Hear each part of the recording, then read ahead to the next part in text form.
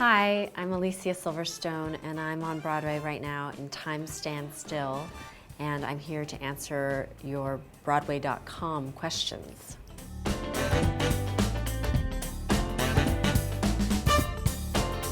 Amanda, I think if you haven't read The Kind Diet yet, you should definitely read my book, The Kind Diet, because it'll give you all the tools and information to make you feel your absolute best, connect to your truest self, look your best, feel your best.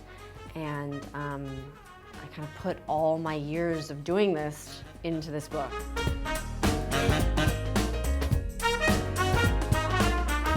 Well, it's interesting because I didn't really first read Time Stand Still. That didn't happen for me because Donald Margulies, the playwright, the brilliant playwright, saw me in a play called Speed the Plow, with the David Mamet play, and he asked me to come do a reading of Time Stand Still, but it wasn't called Time Stand Still yet, and it wasn't even a play. It was the makings of a play. It was quite a few scenes, sort of like the first act of the play.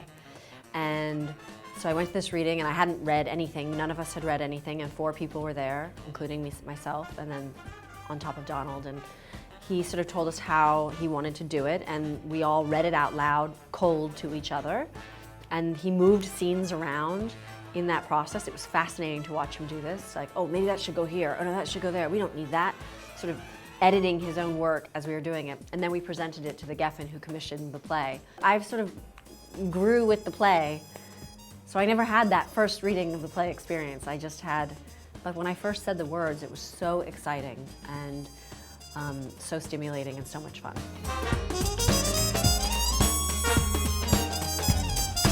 Rosie, Eric Bogosian is such a lovely character. He is, I love loving him on stage. On stage it's very nice. We can fall in love every night, and he's so silly and lovely, and he's so good, and I care about him very much.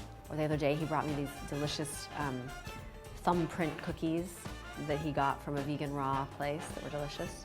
So he's always flirting with me that way, but he's not really flirting with me. I think I'm like part his daughter, part his friend, and, you know, work colleague, like that.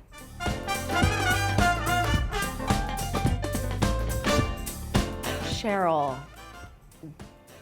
I've wanted children since I was 2 years old, so and my mom tells me that I used to, when I was 2 years old, carry around other children like babies and say, my baby, this is my baby. So that is definitely something that I've always wanted and haven't really found the right time for. So it's interesting because that's sort of the theme in this play.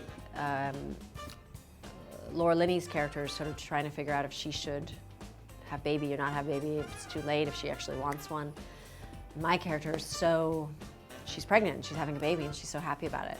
And I love looking at the doll every night. I have a little doll that I look at, and I love her, and I love babies. All my friends who have babies, I love babies.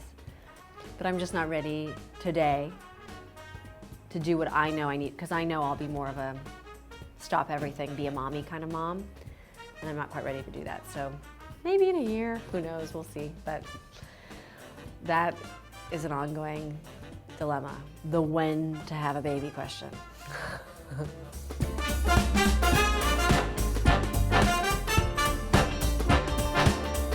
Brian, Kathleen Turner was awesome. She came to see Time Stand Still. It was really nice when she came to see me, and it surprised me. And she was so good to me on that play that we worked together. I remember one day she sent her daughter upstairs to my dressing room with a rug for me, and her daughter said, this is from my mom. She wants you to have this rug for your room, because my room was like the size of a shoebox. And she gave me a rug, and then she got me some makeup, a brush holder for my makeup brushes, and she took me under her wing. She was really, really, really sweet to me, and kind and generous and thoughtful, and I just thought she was a really, really sort of extraordinary woman. There's no one like Kathleen Turner, and I'm very grateful that she was very kind to me.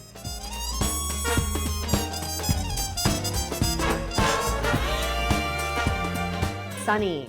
The Aerosmith videos, I've been very close with Marty Callner, the director, ever since he asked me to do them. We became quite close, and we used to spend a lot of time together, and he came to my wedding, and he's definitely, you know, sort of like family.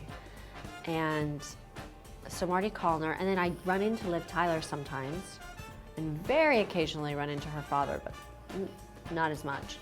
I think those are kind of the people that I've run into, but I remember they were really fun. That's what I remember. I think they were fun. I don't know, so long ago. Can't really remember. Maybe I hated it. I don't know, but they're cool. I like seeing them. I think I had fun.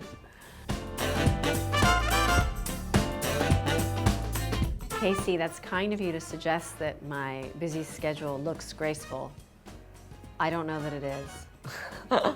Right now, I'm in the process of trying to figure out my life. Like, I have so much on my plate. And so I'm in that, I'm committing myself for the next few weeks to really get to the bottom of how do you really prioritize when you want to do so many different things. I want to act in all these movies I'm about to do. I want to write more books. I have all these ideas for more books. I want to continue my website. I want to one day have a kid. I want to work on my house. I've lived in this house for 13 years and it's not done. It's crazy, but it's just like, you know, you go off to do a movie and then you leave your house. What else do I want to do? What am I forgetting? Oh, I want to be a good wife. I want to be a good friend. I want to relax. I want to do yoga. I want to meditate. I want to do all these things. I need like 10 of me, or maybe just 2. Carrie, do I ever want to meet? I don't think so, because what will happen is I could remember, oh, I remember that kind of tasted good, but what I know about it is so disgusting compared to what I remember of the flavor of it. And I'm not missing anything because that taste is not better than all the things that I have in my book or foods that I eat on a daily basis. So if it was like yes, meat, I remember it tasted good. I used to love meat. But all these other things taste so good too. So if these other things taste so good and they don't cause any harm to my body, they don't cause any harm to the planet, and they don't hurt animals, but this other thing that tastes just as good as this other stuff does cause harm to my body, the planet, and animals, like it's sort of an easy decision, right? So that's sort of why I don't miss meat, because there's just all this other amazing, delicious, insanely exciting things to eat.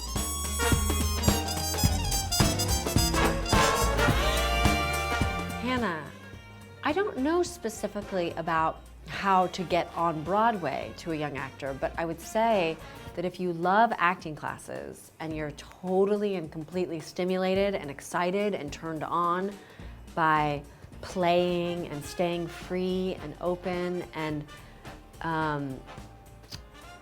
going on adventures and tripping out and being psychologically invested in relationships and yourself and connecting to yourself, and that all sounds interesting and stimulating to you, and you're enjoying acting classes, then just continue doing those. And I imagine through that you'll find the right people to ask the questions of like, well, how do I make this my job so I make a living at it, like on Broadway, if it's truly what moves you and makes you happy in your heart. You know, and you put your hand on your heart and you imagine yourself not doing it versus doing it, and doing it feels right, then you just keep doing it and it'll all fall into place. Thank you so much for all your very, very thoughtful and fun questions. I hope you come see Time Stand Still. We have one more week, and thank you so much. Bye.